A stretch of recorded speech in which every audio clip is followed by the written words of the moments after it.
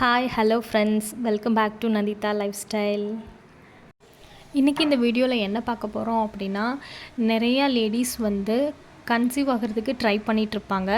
இல்லை அப்படின்னா அவங்களுக்கு கன்சீவ் ஆகிறதுக்கு ஸ்டேஜில் இருப்பாங்க.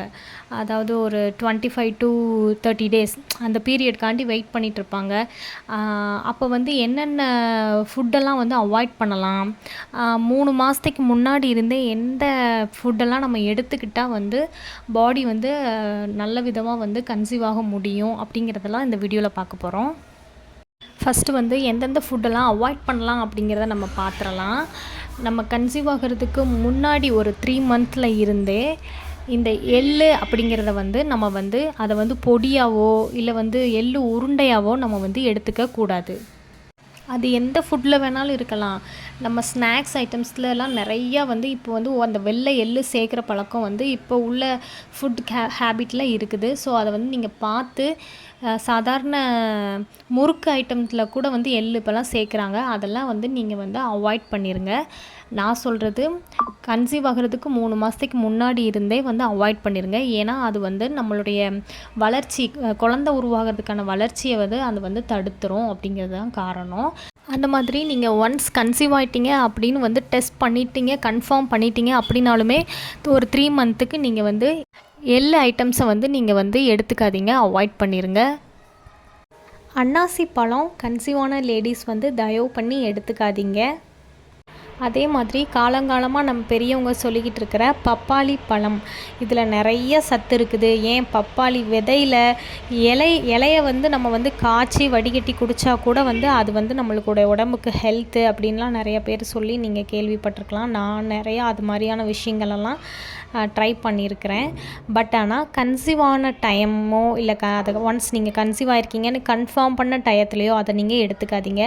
ஏன்னா நம்ம பேபி உருவானதை அதை கலைக்கிறதுக்கு அது சிதைஞ்சு போகிறதுக்கான வாய்ப்பு இந்த பழங்களெல்லாம் நம்ம எடுத்தோம் அப்படின்னா அதிகப்படியான வாய்ப்பு இருக்குதுன்னு சொல்லுவாங்க.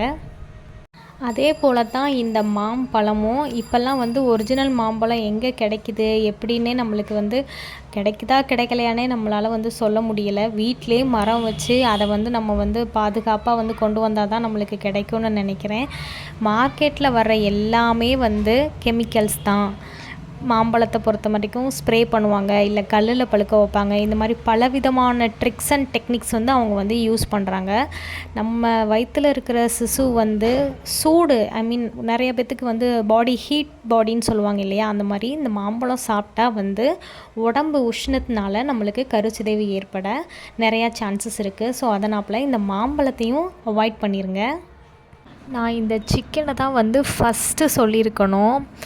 பட் ஆனால் ஃபஸ்ட்டே நல்லா நம்ம டேஸ்ட்டாக சாப்பிடக்கூடாத சொன்னால் எப்படி ரியாக்ட் பண்ணுறீங்களோ, பார்த்தோன்னே எப்படி தெரியுதோ அப்படின்ட்டு தான் நான் இதை கடைசியாக சொல்கிறேன்.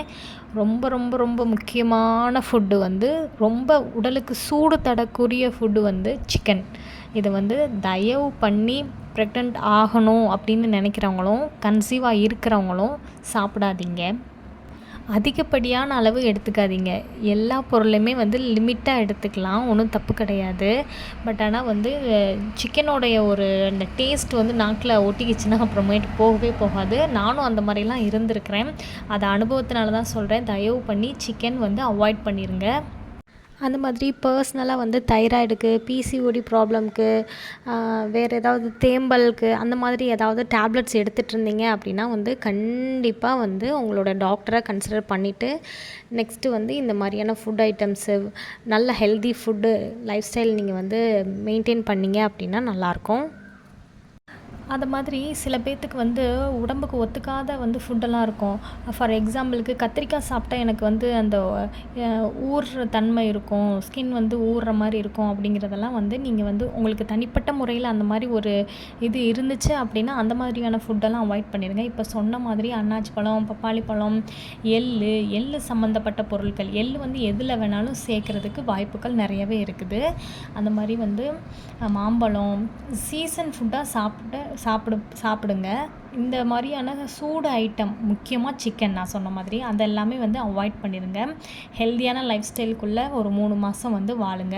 100% பேபி ஃபார்ம் ஆகிறதுக்கு வாய்ப்புகள் இருக்குது. நெக்ஸ்ட் வீடியோவில் என்னென்ன ஃபுட்டெல்லாம் ஹெல்த்தியாக சாப்பிட்லான்னு பார்க்கலாம். தேங்க்யூ.